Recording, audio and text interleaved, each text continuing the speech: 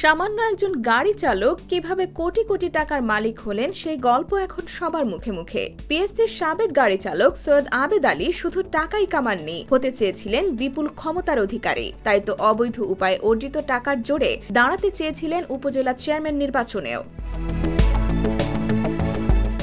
পেশায় তিনি যে ড্রাইভার তা তিনি নিজেও ভুলে যেতে চেয়েছিলেন। এলাকার সবার কাছে পরিচয় দিতেন শিল্পপতি হিসেবে। তার কয়টি বাড়ি, গাড়ি, হোটেল আছে সেসব তুলে ধরতেন মানুষের কাছে, সেগুলো আবার ছড়িয়ে দিতেন সামাজিক যোগাযোগ মাধ্যমে, যা এখন নেট দুনিয়ায় ভাইরাল। রাজনৈতিক ব্যাকগ্রাউন্ড না থাকা সত্ত্বেও ঢালাও করে ব্যানার, ফেস্টুন সাটিয়ে প্রচারণা শুরু করেছিলেন বলেও জানান স্থানীয় বাসিন্দারা। নির্বাচনে যেতে নিজেকে শিল্পপতি বলেও প্রচার চালিয়েছিলেন তিনি। এমনকি নিজের প্রতিপত্তি তুলে ধরতে বিভিন্ন রাজনৈতিক ব্যক্তি সহ বড় বড় সরকারি আমলাদের সাথে তোলা ছবি সামাজিক যোগাযোগ মাধ্যমে সাটিয়ে মানুষকে বিভ্রান্তির জালে ফেলেছেন জালিয়াত চক্রের এই আবেদ আলী। এছাড়া স্থানীয় রাজনীতির মাঠে ময়দানে দামি গাড়িতে চড়ে গণসংযোগ করেন সৈয়দ আবেদ আলী ও তার ছেলে সৈয়দ সোহানুর রহমান সিয়াম। বাবা ছেলে এলাকায় 2 হাত ভরে দান খয়রাত করেন, যার ছবি ভিডিও ফেসবুকেও দেন।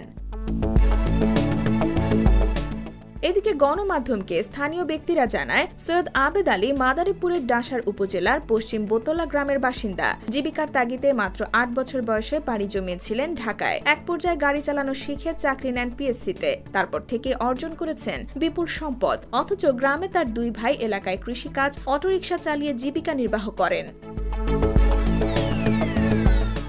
ডাসার উপজেলার স্থানীয় বাসিন্দারা জানান, আবেদ আলী নিজ গ্রামে প্রায় 6 কোটি টাকা খরচ করে বিলাসবহুল 3 তলা ডুপ্লেক্স বাড়ি নির্মাণ করেছেন। বাড়ির পাশে করেছেন মসজিদ। এছাড়া সরকারি জায়গা দখল করে তিনি তার গরুর খামার ও মার্কেট নির্মাণাধীন।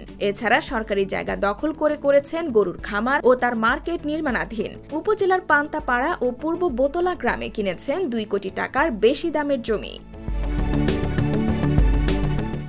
IBTV USA, new York.